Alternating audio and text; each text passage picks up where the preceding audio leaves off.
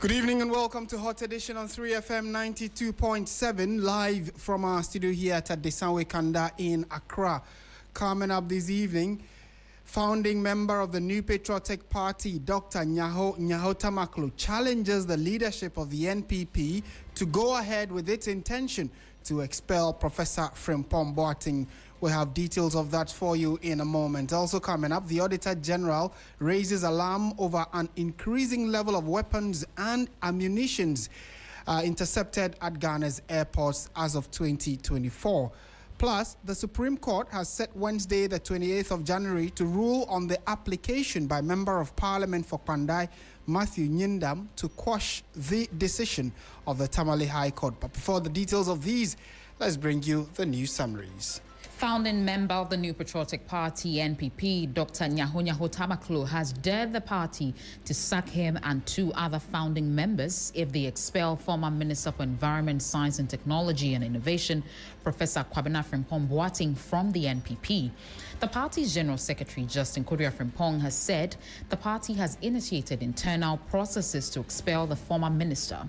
This comes after what the party described as disparaging remarks made by Professor Frimpong Boateng against its leadership and internal structures in an interview. Now, the National Council for Curriculum and Assessment has directed all teachers in possession of hard copies of the SHS Physical Education and Health Teachers Manual to return them immediately. Now, the National Council for Curriculum and Assessment Board Chairman, Professor Vincent Asamfo, explained that a comprehensive review of the curriculum is underway, covering education from the basic to the secondary level to ensure it aligns with Ghanaian values while maintaining educational integrity. The Bese District Court has fixed February 7, 2026 to rule on whether Frederick Kumi, popularly known as social media as Abu Trika, should be discharged from ongoing extradition proceedings initiated by the request of the United States government over alleged fraud-related offenses. Abu Trika was famed for flaunting an extravagant lifestyle online, is wanted by U.S. authorities for allegedly defrauding victims by false pretense. He was arraigned before the court under Ghana's Extradition Act 1960 Act 22 to determine whether he should be surrendered to stand trial in the United States. Finally, Vice President Professor Nana Jane Opoku-Agyeman has called on the private sector to support the government's free sanitary pad initiative, highlighting its role in keeping girls in school and protecting their dignity. Speaking during a meeting with the leadership of Sunda Group, producers of softcare sanitary pads, on January 13, the Vice President praised the company for its contributions to the program and urged more businesses to join the effort. These are all on our website again, 3news.com. Martin, over to you. Thank you very much. The comments are also very welcome, and we are streaming this bulletin on Facebook and on YouTube. So do let us know what your thoughts are. And the big one has to do with what's happening on the political front, where founding member of the New Patriotic Party, Dr. Nyaho Tamaklo, has dared the party to sack him and two other founding members if they expel former Minister for Environment, Science and Technology, Professor Frimpong Boateng, from the NPP. The former Environment Minister, Professor Frimpong Boateng, is on the verge of being expelled from the party if investigations establish that he was in contravention of the NPP's constitution. The founding member has since challenged the party to go ahead with its intention to expel Professor Frimpong Boateng, defending his remarks which he made earlier in the media. I had an interview with him earlier, so let's listen to what exactly Dr. Nyaho Tamaklo had to say about the threat to expel Professor Frimpong Boateng from the NPP. Right, you are an elder of the party. A colleague elder or a fellow elder is on the brink of being expelled from the party. I'm sure you've heard what must have led to this. What will your initial thoughts be on this development? I listened carefully to my colleague, Professor Frimpong Boateng, yesterday in that interview, and I'll say, without fear, that I agree with him entirely. All the points that he raised are issues that are really worrying the party. Now, what I'll say at this stage is that if they sack Frimpong Boateng, then they should sack me. They should sack Kwame King. They should sack Dr. Asa Kennedy and quite a number of us. Now, this party was formed by Democrats. Listen to me carefully. By Democrats. Those I mentioned, including myself, we are not even the founding fathers. We are founding members. But people like B.J. Darocha, people like Professor Eduboahin, people like Peter Ala Ajete, people like Sami Odoi-Sais, people like Stephen Kreku, people like Bikai of Kumasi, people like B.K. Adama, people like Sarifu Ibrahim, people like Tolona Yakubu Tali, all those I have mentioned, the only person surviving now is Odoi-Sais. These people will turn in their graves. And whoever in MPP now thinks he can sack Mpomboa, they should try it. They should try it. The party is now in hands of looters. They have not performed well. They came to power through thievery. We all know it. Right. We all know it. And if they are going to continue to disturb the party, then they should know that some of us are ready for them. Dr. Nyaho-Tamaklo, the concern the party is raising is that if he is a member, he probably should not be calling the same party fake. And that even if he disagrees, there probably are channels he could use to express his disagreement or his grievance. And for that reason, they think they would want him out. You say you totally agree with what Professor Frimpong Boateng said. How then do you take the bit about he describing the party as fake? No, Frimpong Boateng is not a kid. Frimpong Boateng academically is very solid. Frimpong Boateng is a man of integrity. He's a hard-working person. Frimpong Boateng knows how to choose his words. And if he says the party is fake, he knows why he says so. And if I were them, they would have come a quiet discussion with him before coming out the way they came. This shows clearly that the party is on its way to destruction. And some of us, including my very self, we shall make sure that these destroyers are rather removed from the party, so the party that was formed by men of integrity will survive. Doc, my last two questions before you take leave of us. We'll look at the bit of your submission where you said if they dare or if they want to, they should sack him and we'll see what will happen.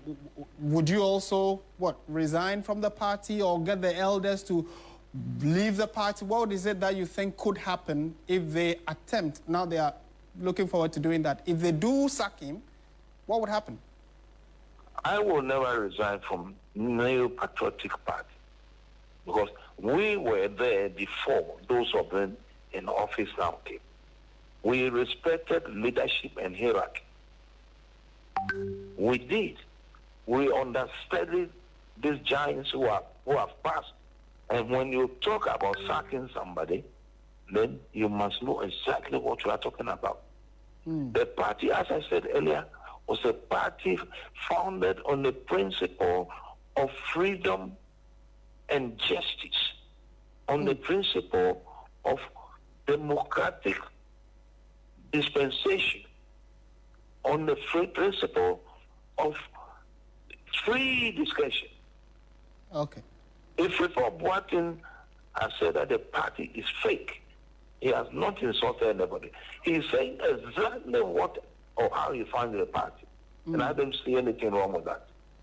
Right. And my final question, Doc, will be, so how do we resolve this? The parties are looking at a January 31 primary, a lot of political activities happening within the rank and file of the party. This seems to be a distraction. How do you think the party can resolve it going forward? Now, to begin with, initially, some of us told them that the plan they have adopted will be a failure. I said it personally, because they should have started the other way around. You don't pick the leader of the party when you have lost so heavily in a national election. What you do is that you come to the grassroots and mobilize the people explain to them what brought this total failure. And as a having mobilized the people at the grassroots, you think about leadership right down from the grassroots up to who leads the party. They are doing the other way. I said it will be a failure, and mark my words, this is the way to destruction of this great party. But some of us will not allow it to happen. And you heard the voice of Dr. Nyaho Tamaklo, who is a founding member of the New Patriotic Party. Meanwhile, political analysts say the matter is a case of double responsibility for both the old and new generations of the party to resolve the matter for the sanctity of the NPP. There's more in this report.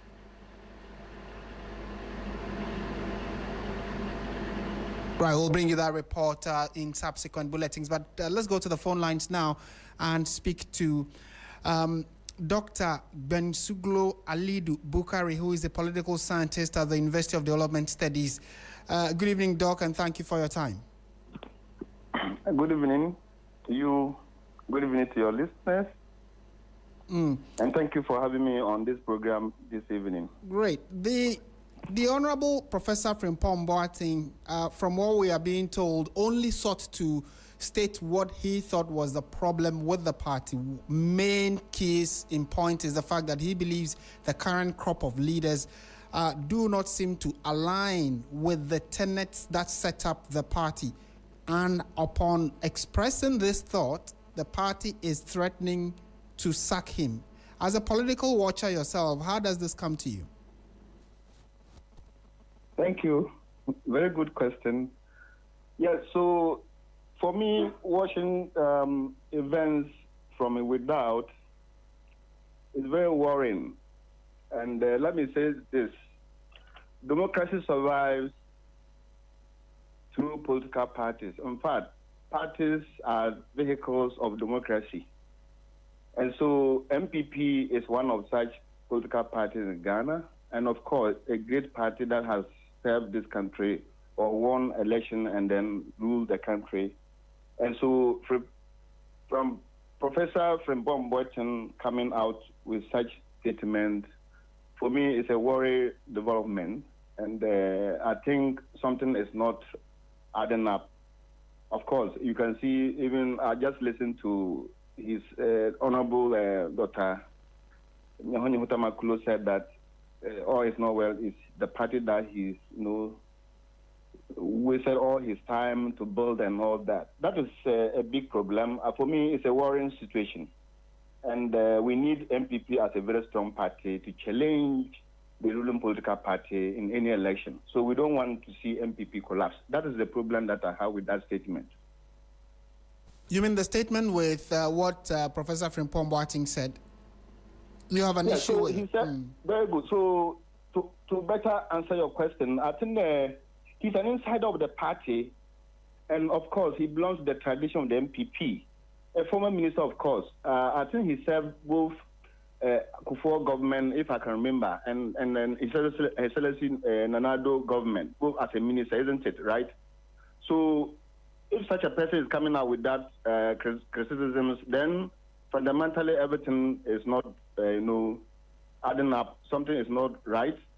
I don't see his comment also attacking the ideology of the political party MPP per se, but rather I think listen to Dr. Tamaklo. It means that the current practices and then sort of politics within MPP is what I think his comment is against.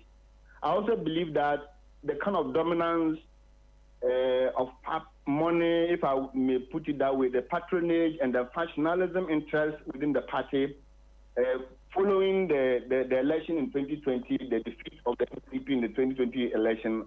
Also, why will you want to, build a party from the top?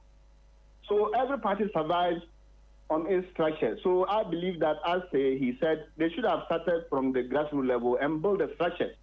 So I think the comment of the professor is one of those issues that I think is raising, and also the weakening principle of the same party that he belongs, the tradition. And so there's also lack of merit-based kind of thing in MPP if watching events from without. And then fundamentally, something is missing. The internal accountability is not what we see during Kufuor time. And so, and even when Akufo-Addo took over, we saw the keeping in a whole lot of sort of behavior within the party that is not also adding up to the tradition of which the party MPP was formed. So I think the professor comment is not attacking the ideology per se, but the happening. But of course, I also have a problem with that.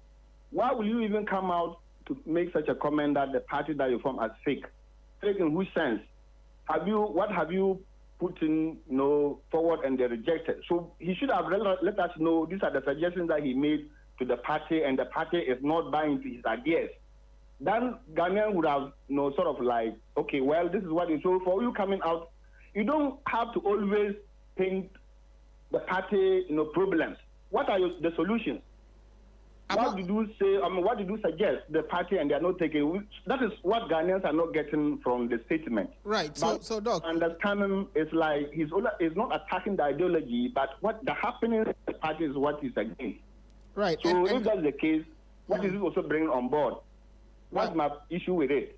Amongst other things, the professor touched on the seeming disconnect or the fact that there isn't a place you can actually go and make your case if you have issues to share or concerns are raised about the party. He believes that the current crop are totally delinked from the ideals that set up the party.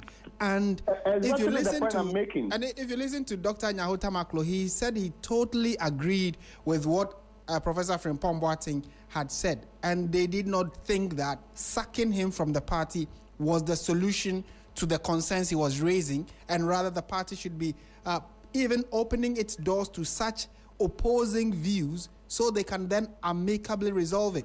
Is that the position you think the party should consider? No, I think I agree to in fact, I don't agree to the position of sacking the professor based on the comment that he said. Yeah, I rather agree to the suggestion made by Tamaklo. Well, you don't sack somebody who is coming out with a view that you don't think you agree with him or you agree to the suggestions. That is not the way to build a political party. Rather, you should accommodate those divergent views and then move forward. So rather, I think I'll go with those suggestions, and against the sacking, I would think the party should reconcile, and then rescind their decision of dismissing the professor, and rather inviting him to submit a sort of proposal, what he thinks the party should be. What are his understanding of the current happening. What do you think, what he thinks the party should do? But I think the chairman, the current chairman or the general secretary should rather invite the professor to the table to discuss issues that he thinks are worrying. And in fact, the sacking is rather inviting public to see MPP as not a serious party, MPP which is not from the way he put it. So inviting public to other see a party in a different way is also worrying. So I would suggest to the leadership of the party to rather rescind their decision of sacking him and rather invite him to submit a sort of proposal that he thinks the party should, like what my father Nyaho Tamaklo said. So I think the idea of sacking him is not the way to go. I agree to his suggestion that we should rather build what is wrong. Let's correct what is wrong rather than dismissing people based on what they said about the party. Right. Doc, thank you so much for your time and your thoughts on this subject. Thank you. We've been speaking to Dr. Agbensuglo Asiedu-Dartey, who is a political scientist at the University of Development Studies, and he's been sharing his thoughts, just like we are expecting you to do same, on the subject of the MPP's threat. Currently, it is a threat that they would kick out Professor Frimpong Boateng for some comments they think is disparaging to the image of the party. And amongst other things, they say if investigations finally do prove that he has done something untoward to the Constitution or something which is at variance with the Constitution, they are definitely going to be kicking him out of the party, a position which Dr. Nyaho Tamaklo disagrees with, and he says that everything Professor Frimpong Boateng put out, he agrees with and believes that they are supposed to be signposts for the NPP to ponder upon and see how they can better change their ways and get things done the right way, especially if they do want to come back to power anytime soon. But your thoughts are very welcome. We are streaming on Facebook and also on YouTube. Just look for 3FM 92.7 and you can be a part of this conversation. And some messages have started coming in. We'll read some of them to the rest of the world while we try and get other connections. There have been major reactions to this. Even persons who are not necessarily aligned politically are also sharing their thoughts, talking about the credentials of Professor Frimpong Boateng and why they think the party should not even consider outing him or kicking him out of the party. We'll let you know how all of this plays out in the coming days. Let's now take you to the courts, because the Supreme Court has set Wednesday, the 28th of January 2026, to rule on the application by Member of Parliament for Pandai, Matthew Nyindam, to quash the decision of the Tamale High Court.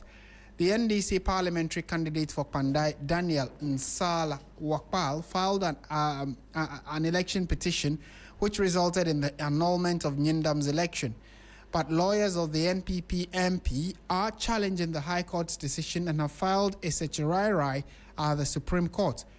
Lawyers for Matthew Nyindam on Tuesday, January 13, prayed the Supreme Court to overturn the Tamale High Court's decision on grounds that the NDC Pandai parliamentary candidate filed his petition on January 25, 2025, after the 21-day mandatory period. One of the lawyers for Nsala Wakpal, Roxanne Nelson Dapamepo, spoke to the media. The matter has been adjourned to, I believe, Wednesday, 28th of January for a decision. And now, we believe in the wisdom of the Supreme Court, so we know that justice will be done. You must look at conduct of the parties in the matter. This is a case that the applicant or the respondent in this matter, the second interested party, the applicant in the petition case in Tamale, didn't sleep on his rights. When the Electoral Commission was refusing to issue gazette notifications after 2 weeks, when the elections were held on the 7th, and by the 23rd, time was running, so we went to court. Nobody can blame somebody who goes to seek a judicial remedy. So where public documents are made available in court and they are brought to your attention, you have a duty under law to observe the terms of those public documents. Today they say that they are online publications, but they were not online publications. Those were the same documents they brought to Parliament. In fact, on the 6th of January, that was the document that the clerk relied on to swear me, in as a member of Parliament, the ninth Parliament. As a result of which, we proceeded to elect the Speaker of Parliament. So that was the document that gave rise to every party who was aggrieved in the matter. But we know that the court will do equity, will do justice in the matter. So we'll return on the 28th to hear the decision of the court. So until then, we want to urge everyone to stay calm. Our people in Pandai should keep working. As for us, we keep working. They should keep working. And that is Roxanne Nelson Dapamepo, who is one of the lawyers for the NDC's candidate in the Pandai election of 2024. And he has said that they are all looking forward to the January 28 ruling, which is next week Wednesday, when the court will decide the fate of whether Matthew Nyindam remains as Member of Parliament for Pandai or otherwise. And let's now speak to Christopher Amoakon to gauge the mood of the constituents ahead of or after this second adjournment, probably even a third adjournment of a case that they are all sitting on tenterhooks to hear. Chris, good evening. Thank you for joining us on 3FM. Good evening, Martin, and thank you for having me. What's the reaction? I'm sure many were expecting some final decision on the Pandai constituency case, but we all were served with another adjournment. What did they make of it? Yes, exactly, Martin. A majority of the people within the Pandai constituency were expecting the Supreme Court to bring finality to the whole Pandai parliamentary election issue. Unfortunately, today, the Supreme Court had to adjourn again to January 28th. There are growing concerns amongst residents, anxiety setting in because they don't even know whether on the 28th the Supreme Court will actually deliver a ruling on that, because they feel the Supreme Court had indicated that today, 13th, it will deliver a ruling. Unfortunately, that did not happen. So they are uncertain whether on the 28th the ruling will be delivered. For them, the continuous delay in making a determination on the Pandai issue is also affecting development, because right now, if on the 28th there is another adjournment, it means that so all they are seeking is for the Supreme Court to fast track this particular matter so that they will know whether they are going for a rerun or the MP is staying. But for the majority of them, they believe that reruns and by-elections bring development. And so once there's the need for a rerun or to happen in Pandai, they believe that they will also get their needed share of the development. So how were they, what were their initial thoughts when this subject came up? Was it that they thought that the decision of the NDC candidate to take it to court in itself was belated, as the Pandai MP is now challenging in court? Yeah, so for them, they believe that right from the beginning, when the NDC parliamentary candidate took the matter to the Tamale High Court, they believe that it was in the right direction because it was in conformity to democratic principles. Others also believe that it was unnecessary because the figures that were in contention, if we're looking at the 41 polling stations, it meant that the NDC MP should have actually accepted defeat, because in the 2020 elections, they believe that the MPP candidate by then, Martin Asiedu-Dartey, accepted defeat when the NDC man was announced. They are saying that a cross-section of them are saying that Infala Wakpal should have also given Martin Asiedu-Dartey the opportunity to go, so that they will also see what he will be able to do after coming back again. For them, everybody is touting John Mahama to be doing good, well in government. They believe that once Matthew lost and has come back again, he will also be able to do something better. But the argument for some of them is that, look, Martin Asiedu-Dartey does not have a father in the house, that is to say the presidency. So if Wakpal... Thank you so much, and I'm sure you've been speaking to some of the constituents. Let's listen to, at least they express their thoughts as well. Christopher Marco is our correspondent who's been following this Pandai election issue for us. He actually engaged a number of the constituents, and these were their thoughts. Rerun with the Supreme Court adjournment, we pray and hope that they should try to speed up. They should try to speed up with their verdict. As it stands now, we don't know whether on the 28th that they have adjourned to, whether they will come out with a final ruling or they will still adjourn it to another date. For now, whether MP or not MP, at the moment, the parliament is not in session. They are on break. But we think that by the time that Parliament will resume, I think the Supreme Court might have come out with their final ruling. They were saying on this day, on the 13th, the Supreme Court will sit on it. But we had a remote that have postponed to 28th of this month. So with all this, it delayed under development. So we are very worried about that. We don't have an MP. So the Supreme Court should do very fast about it so that we know how we can do. I'm worried. I'm worried because but today I was thinking that maybe before I will come from farm, they will declare everything. But when I came, they said they postponed the date again.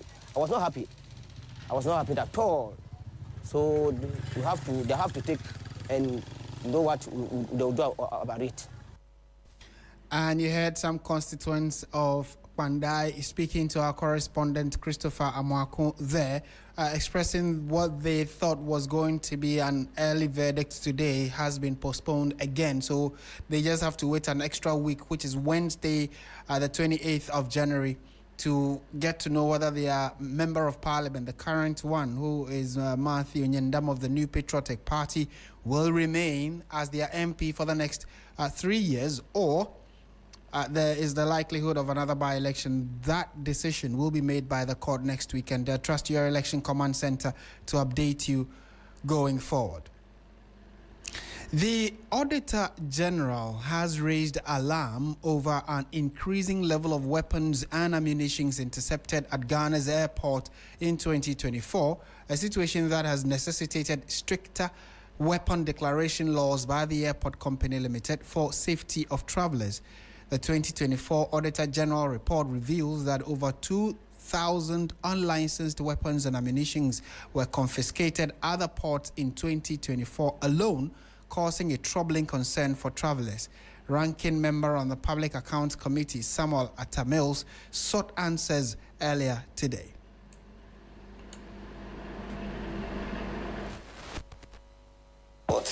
We are talking about Terminal 2, not Terminal 3 now. Those are the local flights. Yes. Local flights, Terminal 2. Yes, please. Okay, so you disclose it to the airport security? Yes, please. Okay, and then they will help you register it, right? Yes, please.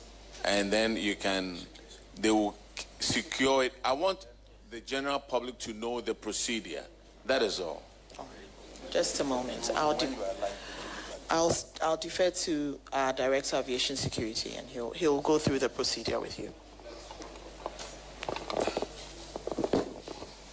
So, Honorable Chairman, the procedure is that when you are at the airport with your weapon, you want to travel with a weapon, we check whether you have a license for the weapon. If you have the license for the weapon, then now we will assist you to be able to carry the weapon on board. If you don't have a license, then we will confiscate the weapon, hand it over to National Investigations Bureau for them to take it up from there. But if you also don't declare to us, and then we detect it by screening, we will also confiscate it and then hand it over to NIB. So,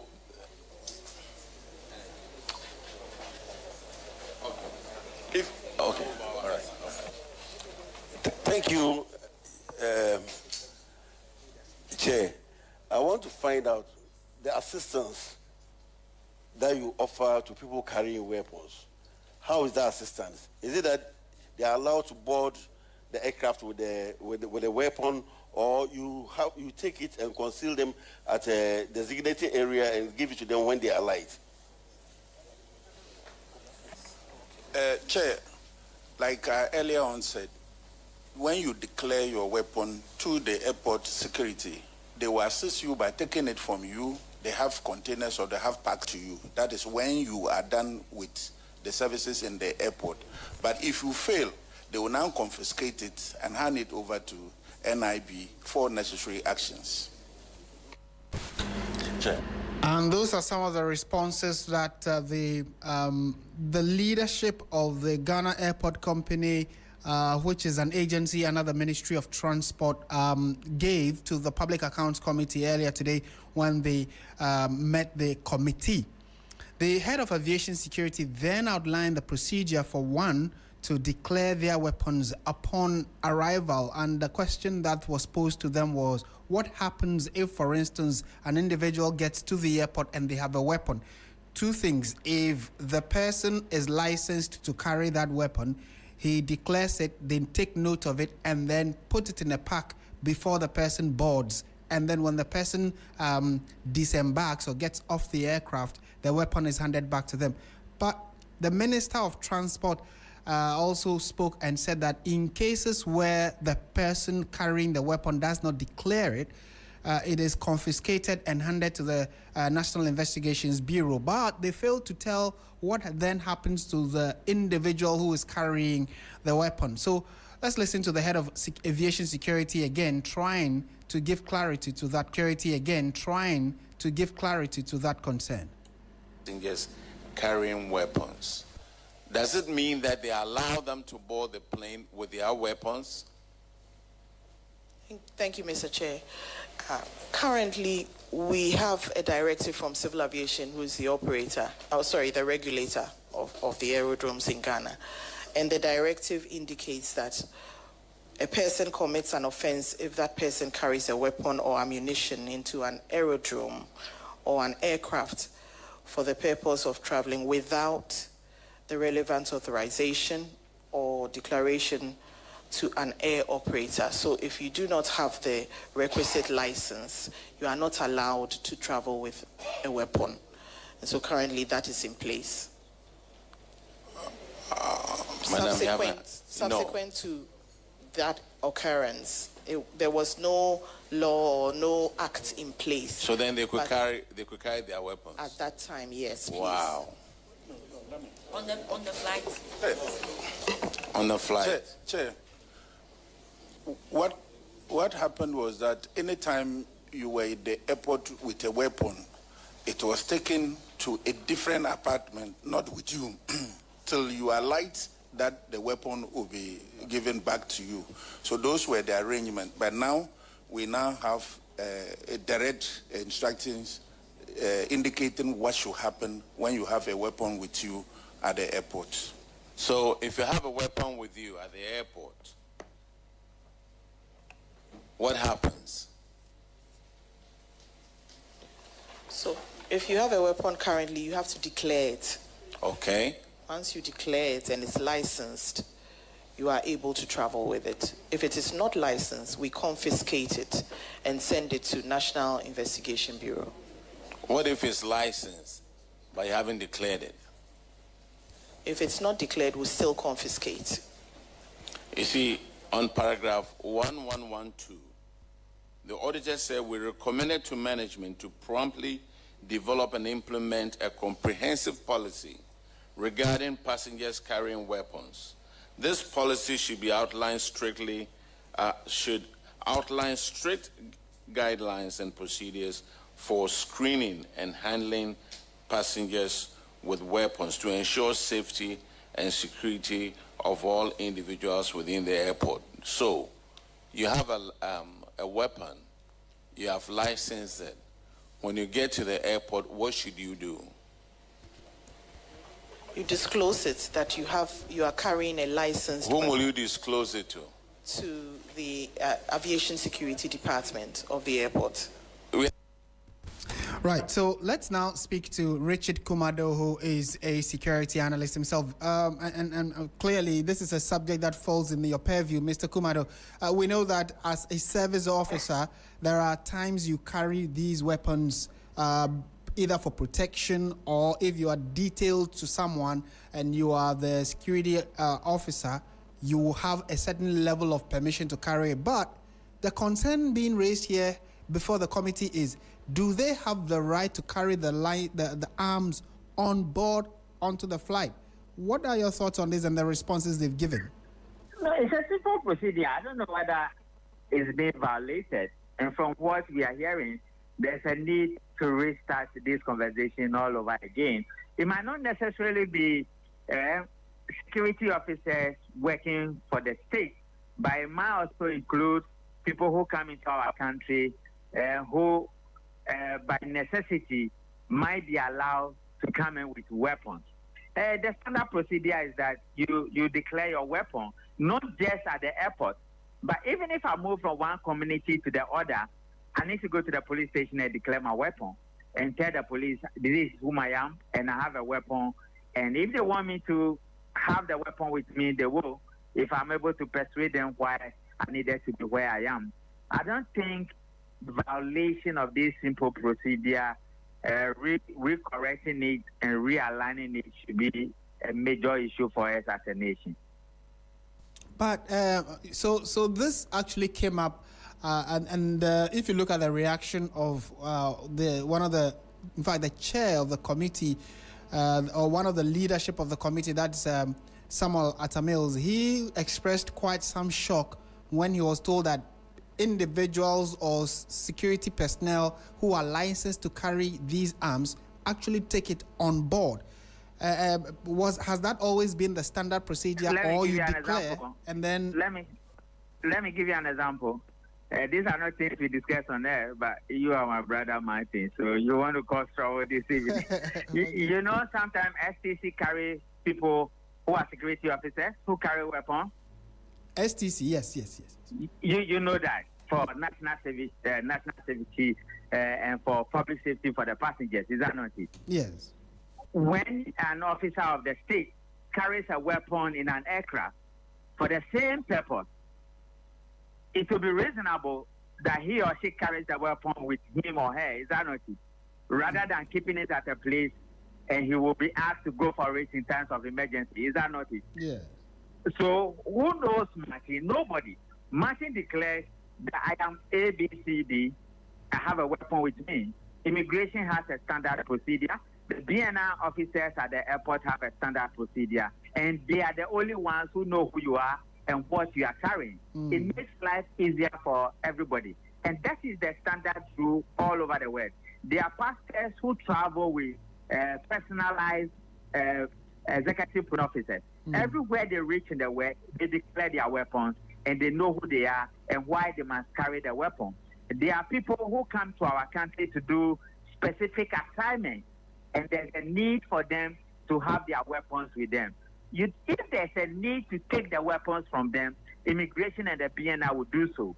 If the assessment is done and there's a need to let them hold their weapons, they will do so. And it has never been an issue of endangering somebody or creating public safety challenges for us. So these are personal things we do at the airport or points of entry. She might be hearing this for the first time, and we can understand the apprehension. But these are things we do as law enforcement officers and as people who are used to the gun, and we know the chemistry and the methodology of handling some of these weapons. Right. And finally, you, in your first submission, you said that it seems like this is a subject we have to revisit.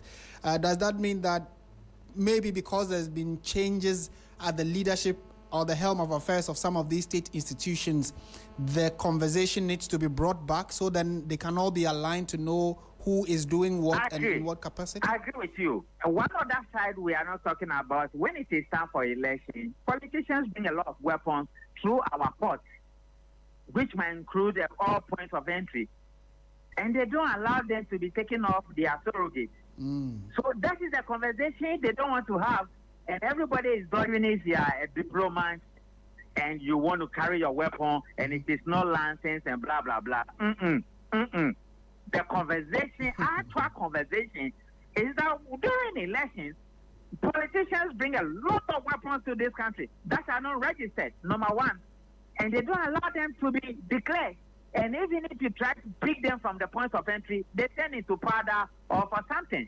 So that is a major conversation. And most of the guns we have in the system, if you take the locally manufactured guns, 80% of them might be coming from weapons that came into this country during elections, for which the politicians have lost control and they do not know where the arms are in the first place. So if we want to restart this conversation, dispassionately, we can look at it. But I can trust the immigration guys at the airport. I can trust the BNR guys at the airport, because this is an assignment and this is an exercise we've done over the years, and we know what the rules and regulations and the standard protocols are.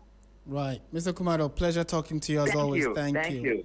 And he's a security and fraud consultant and helping us understand what goes into the carrying of weapons, especially when you are boarding a flight, and then also in what capacity are you carrying it. If you are a security personnel, then clearly there are protocols you need to also follow so that then everybody who needs to know knows that you are the right individual to carry this weapon. If you also do not have that permission or the authorization of carrying these kinds of weapons, there is standard protocol. Just declare it at the airport. It is taken and then handed back to you.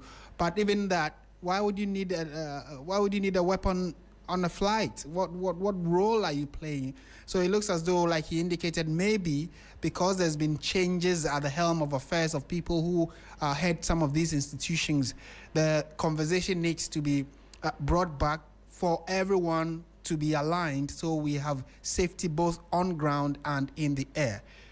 Your thoughts again, I'll always welcome. We share them and are happy to read it. So do let us know what you make of this development and all the big stories we've brought to you this evening on 3FM 92.7. You're listening to Hot Edition, and I am Martin Asiedu-Dartey. Now, the other stories we have for you this evening: the Public Utilities Workers Union, PU, of the Trades Union Congress has reiterated its opposition to the privatization and private sector participation in the Electricity Company of Ghana and the Northern Electricity Distribution Company, NEDCO.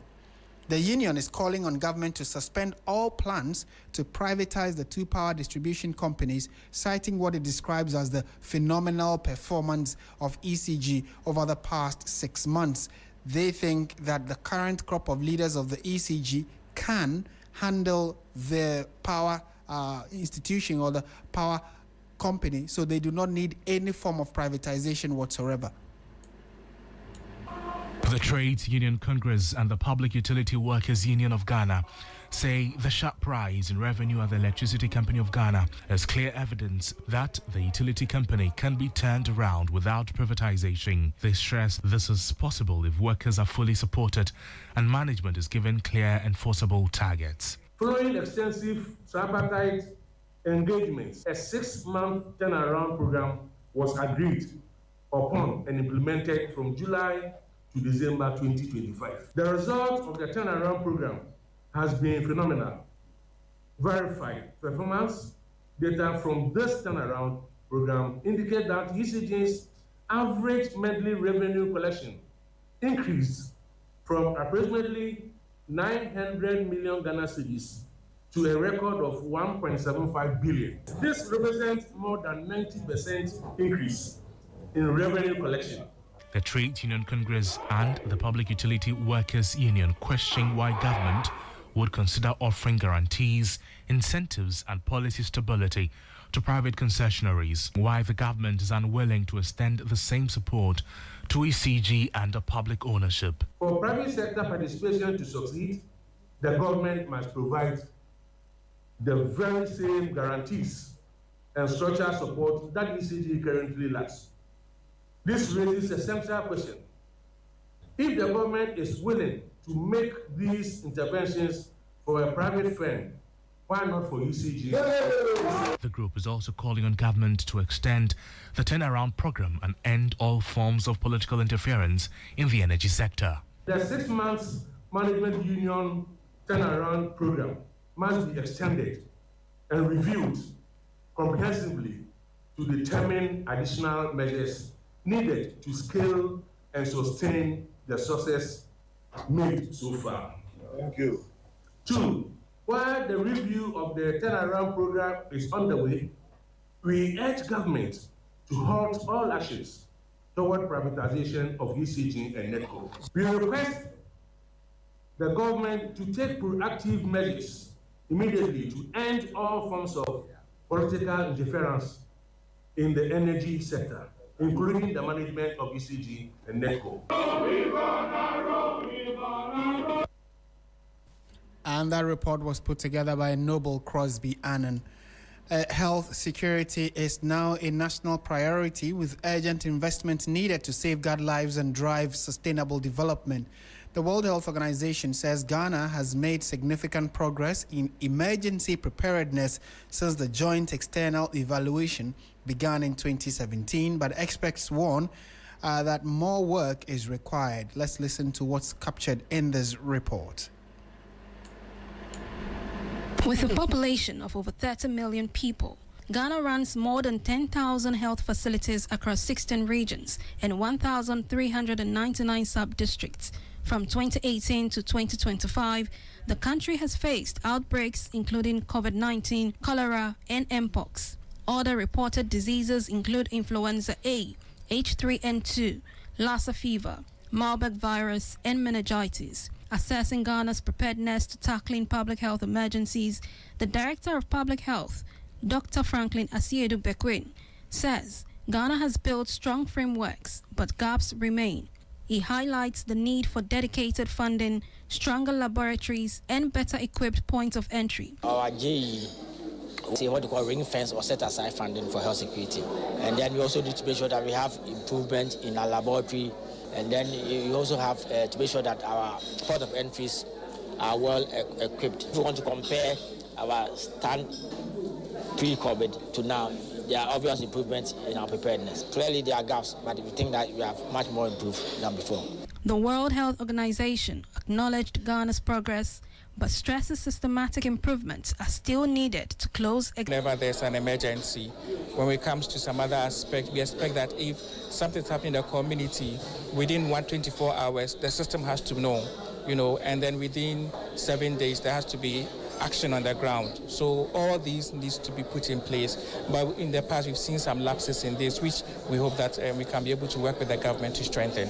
Funding partners, United Kingdom, called the joint external evaluation process vital for Ghana's prosperity, urging greater investment and a prioritized approach to health security. Ghana's health security is also the UK's health security, so we have a really strong mutual interest in supporting Ghana to strengthen its public health emergency preparedness detection. What we'd really like to see is investment in health security, both from domestic funds but also coordinated development partner support. What we'd like to see as well is that coordination across different sectors and ultimately a really prioritised approach to health security that safeguards the health of Ghana's population. With lessons from past outbreaks and support from international partners, Ghana is positioning itself to better protect its citizens against future public health threats. And that's it for the program. Thank you very much for listening. My name is Martin Asiedu-Dartey. You've been listening to Hot Edition on 92.7. It was live from our studio here at Adesanwe Kanda in Accra. Do have a pleasant evening.